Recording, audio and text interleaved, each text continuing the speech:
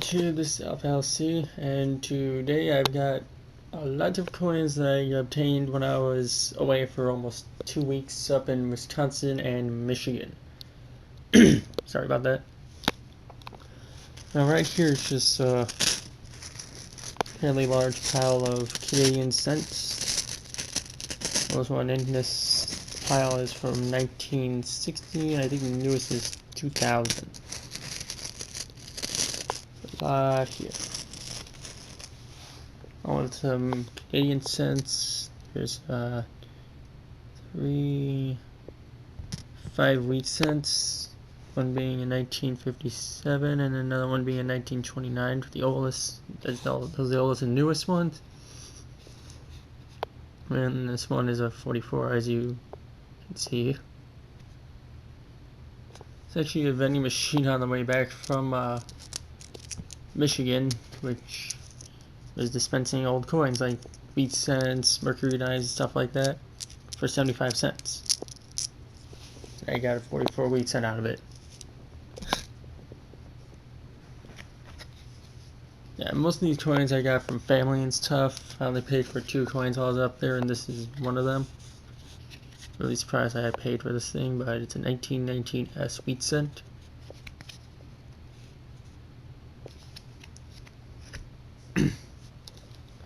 Now moving back to Canadian change, got a few Canadian nickels.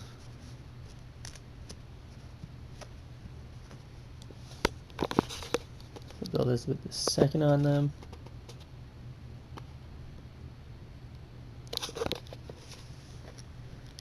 Just realized I never got the rabbit nickel.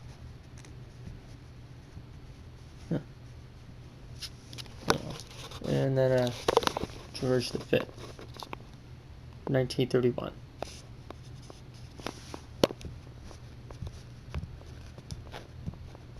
Just gonna flip them over. Don't keep it upside down.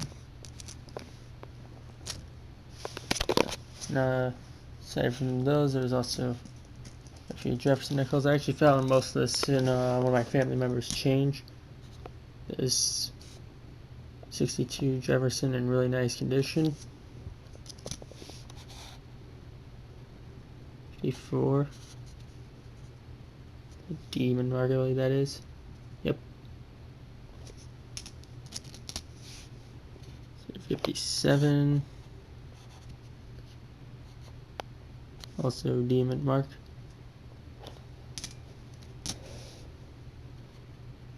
There's 57, but this one is... Oh, it also has a Denver Mint Mark. What are you doing, computer? Apparently it's deciding it doesn't want to work anymore, whatever. We have a 1954 again. Demon Mark. 55 D.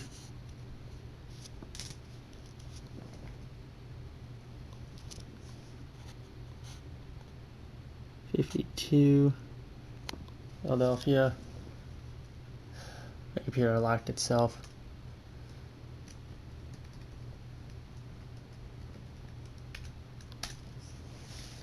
Oh, and I also pulled this out of circulation, a 2001 S proof Jefferson nickel. Can I show this one? That's the 52. There's also a few dimes. Some American dimes. One being off center by a little bit.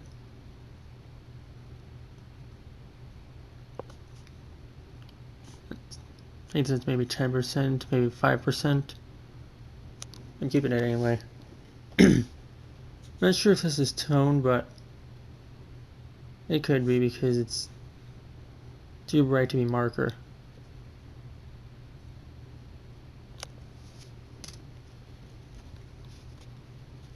This purple one. None of these are silver. And a couple of just circulation dimes. They were in with the Canadian cents and other things, so I just gonna keep them anyway.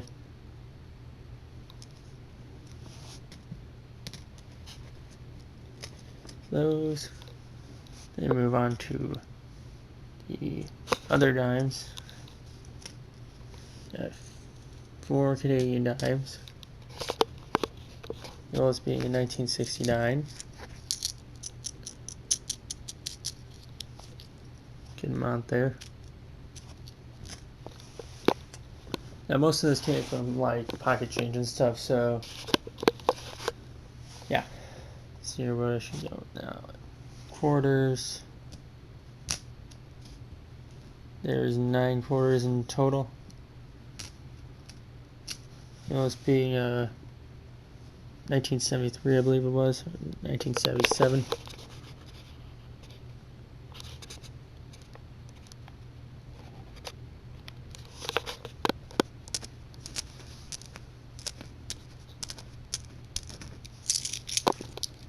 Most of the higher denomination Canadian changes in nickel coins.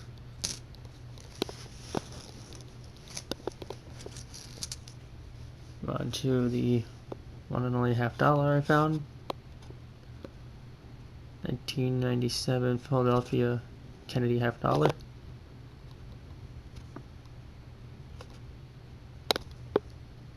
It's not silver, but I found it in change. I was counting through my uncle's change. There's a lot of change there. I'll show that last. A couple of American dollar coins. Got a presidential dollar. I had a couple of these, but then I went into what we want to call a purge and moved all circulation, struck change from my collection just to buy another silver coin. I don't think purge is the right word to say, but that's what I'm going with. Probably something completely different. So in 1999 Philadelphia Susan B. Anthony dollar. I think it's pretty neat. Just decided to mint these one more time. So I got a couple of Canadian dollars, the Doonies.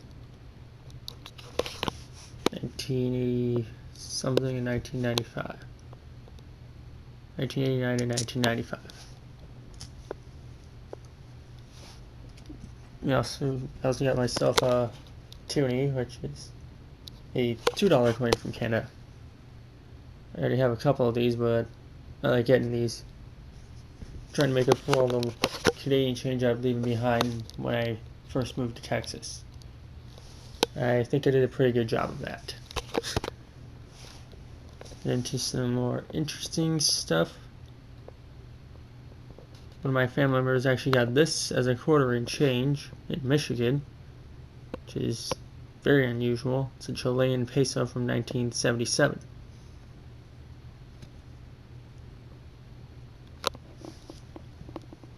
And another one of my families that does metal detecting found this and thought it was a token.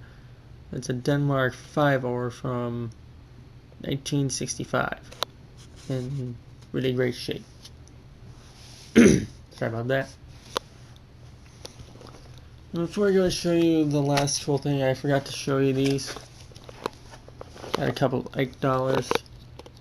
1971. 1977. Probably should have gotten the 73, but I forgot I don't have the 73. I also don't have most of the $50, as you can see.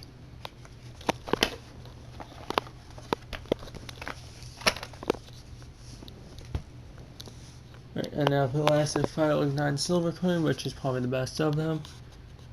1897 Indian head cent. In really nice shape. Now, after seeing all this, you think it's just done there, right?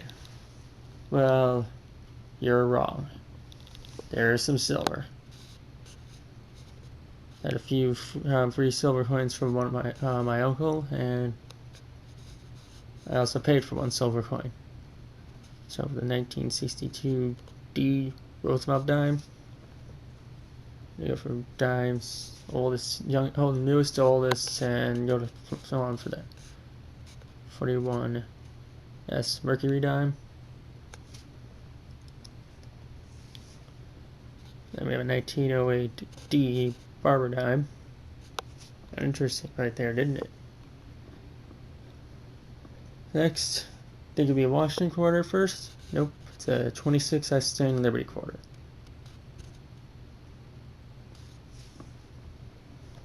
And we have a 1901 Barber quarter.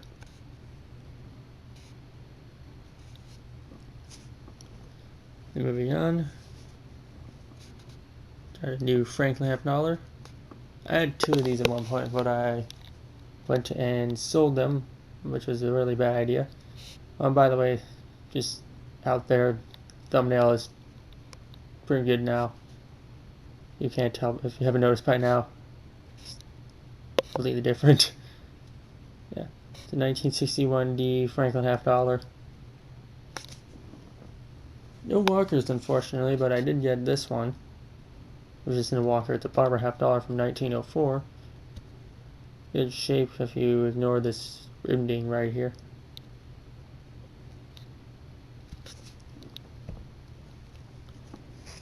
A different half dollar.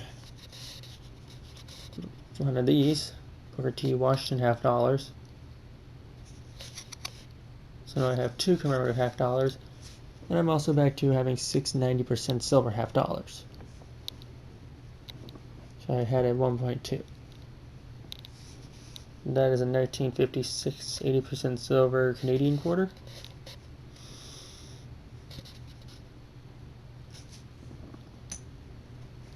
(1934) Portuguese 5 escudos, which actually does stand for 5 shields because you can see them right there in the middle. There's 5 shields. I think that's really what it means because, well, I don't know. And the thing I think is the best is this 1838 British groat, or 4 pence.